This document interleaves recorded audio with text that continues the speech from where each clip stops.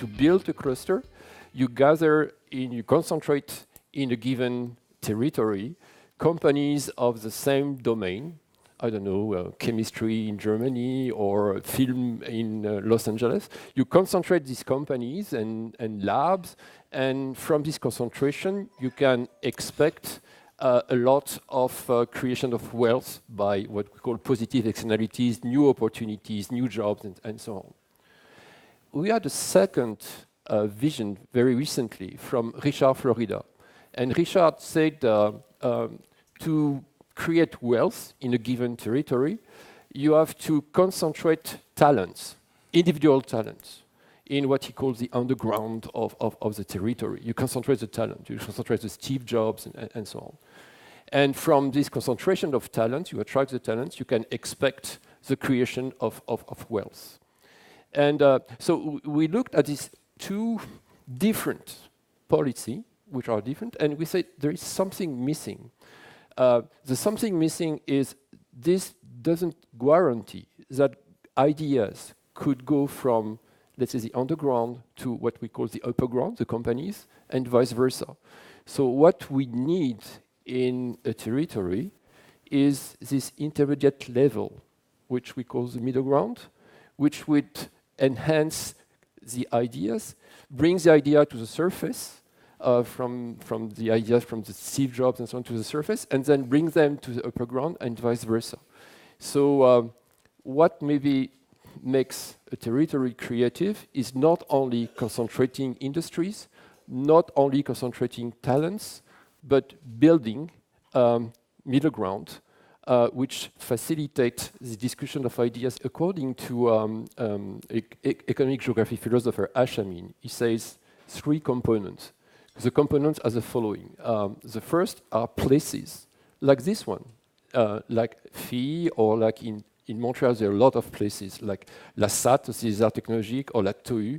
These are places where people from the underground can express the ideas, and people from the ground listen to the ideas and validate the ideas and bring the ideas together. So you need places. You need also spaces. Spaces are cognitive places. You need universities, you need McGill, you need the team of Richard to bring the ideas and exchange the ideas to the world. So you need spaces. He said you need also events. Events are very important because they bring people from the outside, from international environment, to the local and mix the local and the global. So events are very important. And you need also projects. Project is to bring communities together to do something together. To give you an example that fascinates me, in Montreal, I heard that Expo 67 was an opportunity to bring all the people from Montreal together, to work together as a community, and this put Montreal in a map.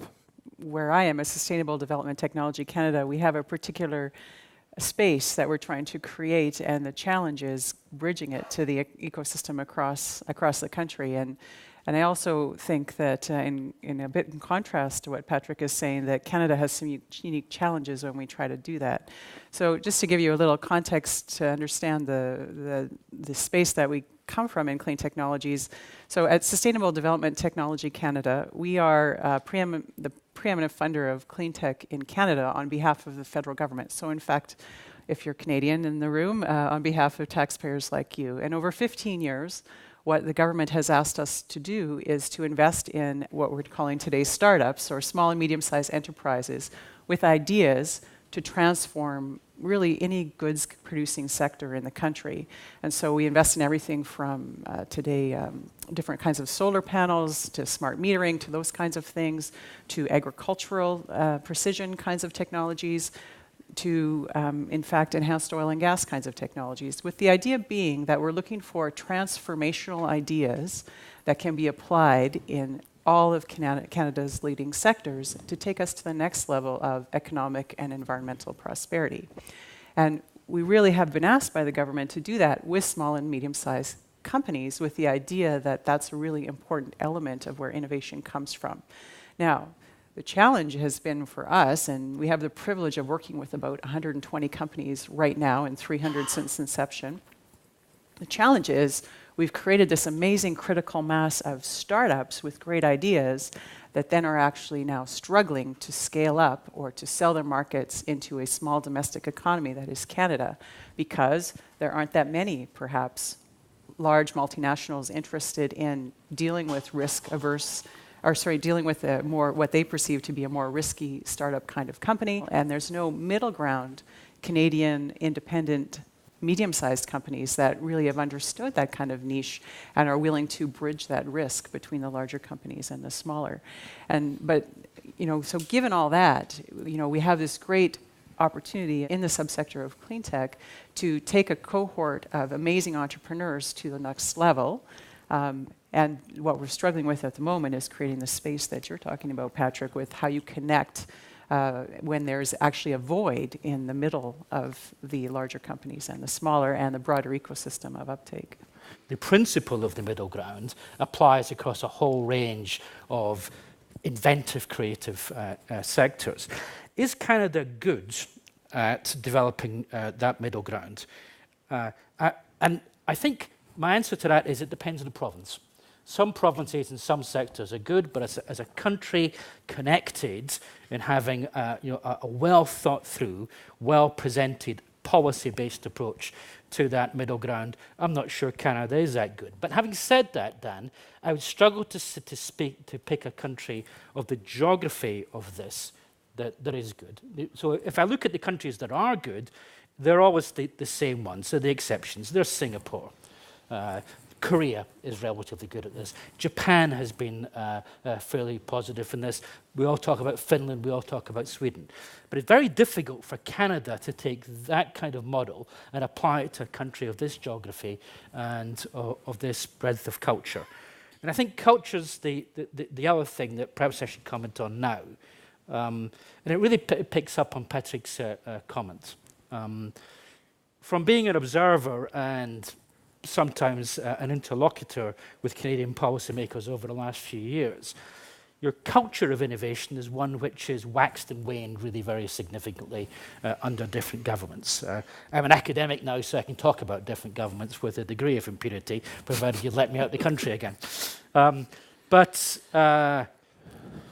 it's been difficult to see that Canada has walked the walk on innovation the way it's talked the talk. So Canada's talked about being an innovative place. It's talked about taking that invention, turning it through into productivity gains and turning it into new jobs. But if we look at the way the policies have actually been articulated, that's much less evidently the case. Innovation policy shouldn't just be thought about in terms of industrial policy or IP policy or investment policy. It needs to be the policies and the broader framework conditions that impinge on innovation. And a country like yours, with much devolution into provinces, really do need to see a way of provincial policy and federal policy across the supply side and the demand side being more focused on that central goal of driving productivity. So the middle ground is important. It is exactly that. It is the middle ground. But that supply-demand side integration has to enable the middle ground to flourish. I'm French and living in Canada, and there is something very important for the middle ground. Middle ground supposes that communities exchange freely, that the silos are broken, and that, for instance, a CEO could speak to a student, and a student could speak to workers, and so on. So this is extremely important for the exchange of ideas. In Canada, at least in Montreal, where I know, it's possible. It's I think, one of the bonuses that I can find here in Canada. In France, it's impossible. You know, a CEO in France speaking to a student and exchanging ideas is not yet possible. So I can, believe me, do believe me. And so I think in terms of building middle grounds, Canada has an advantage compared to some countries, at least like France.